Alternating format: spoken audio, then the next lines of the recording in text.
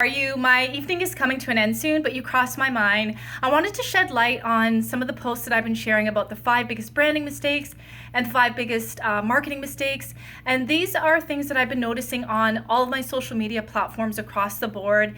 This is in no way an opportunity for me to roast anybody or make you feel bad if you are doing some of these things, but it's just to share some best practices on things that have been working for me and that work for some of the companies and brands that I've been studying for the past 6 months. So, branding, as I say in some of my other videos, it's a conversation that you have with a complete stranger and you build a relationship with them. And how you build that relationship with them is by sharing content that solves their problems, makes them feel good, or puts a smile on their face, depending on what industry, products, and services that you offer the world.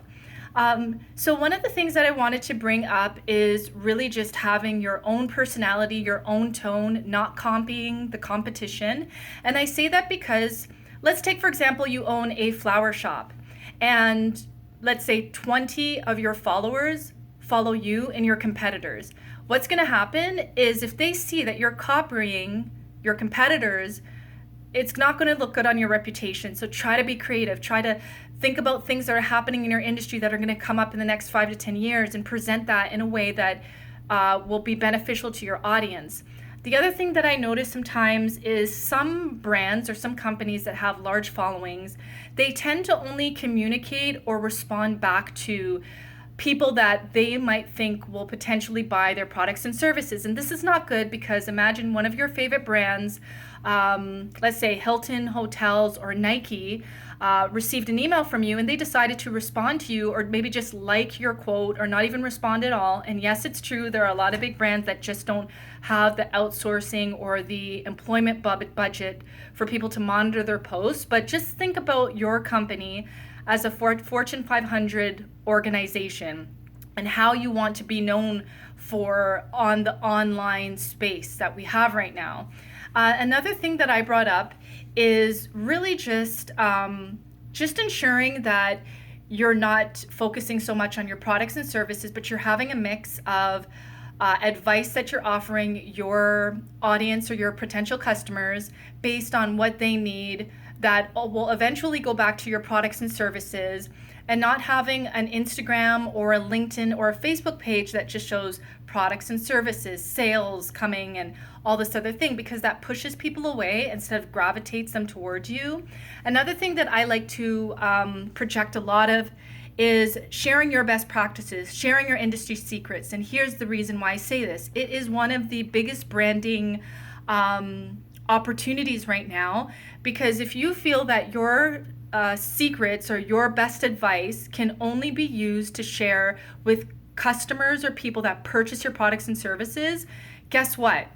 Your competitor that thinks the opposite of that is going to get the potential customers that will follow you because you have pretty photos or nice videos, but will not purchase from you because you're not building a relationship with them.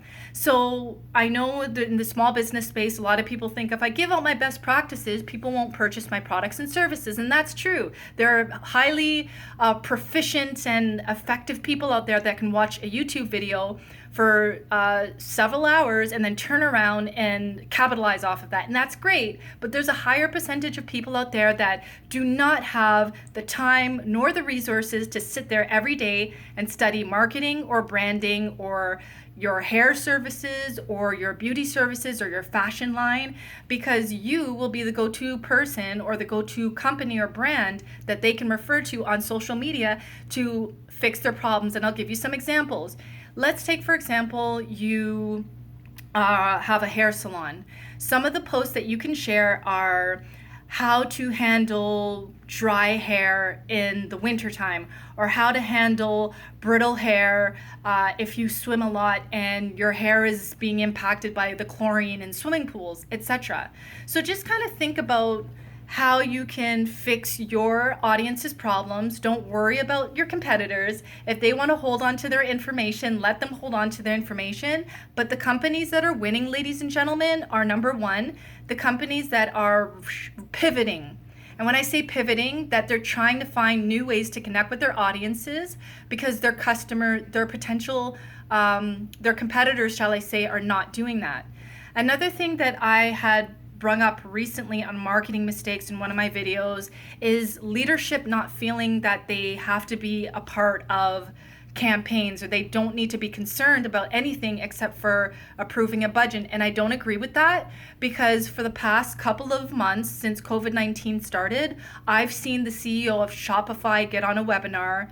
I've seen the CEO of SoulCycle get on a webinar, and these people are sharing their best practices and they're showing up. I've never seen the face of the CEO of Spotify, at least not publicly until now. And if you notice, some of your favorite celebrities are now getting on Instagram Live. Why? Because the world is shifting. And if you are not making people feel good, feel like you have their best interest in mind, feel as if you care about them other than getting a sale, they will go to your competitors that have the mindset to do exactly the things that I'm sharing with you in all of my posts. So again, this information that I'm sharing, it's not a way to roast anybody. It's not a way to make you feel bad. The reason why I'm online is to build a community and of course build my business, but most importantly, share my best advice, because I know that it can help you. And when I started 6 years ago, I wish I had somebody to sit down and share with me what's working for them. But we now live in a day and age where it's okay to share your advice. It's okay to answer a comment from someone that might not purchase your products and services. Why? Because influence, ladies and gentlemen, is much more powerful in this day and age than anything else that was the biggest thing in business branding before. Influence is so important. When you can connect with people's hearts, when you can connect with their minds, when they think about shoes and your boutique is the first brand or company that comes to mind, you're winning. And I don't mean comes to mind just because they looked at your profile, but just in general. So the last thing that I want to share with you, and I'll continue to share these posts based on things that I'm seeing and ways that can help you build your personal brand or your business, is, again, I'll end off this video by saying, think of your business or your personal brand as a Fortune 500 company.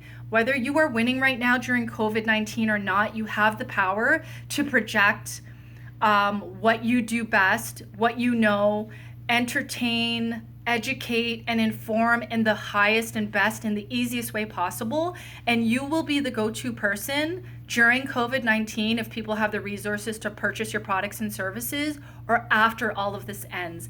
So I hope these videos and this content helps. If you have any questions, post a comment right below or send a direct message, and stay healthy, stay safe.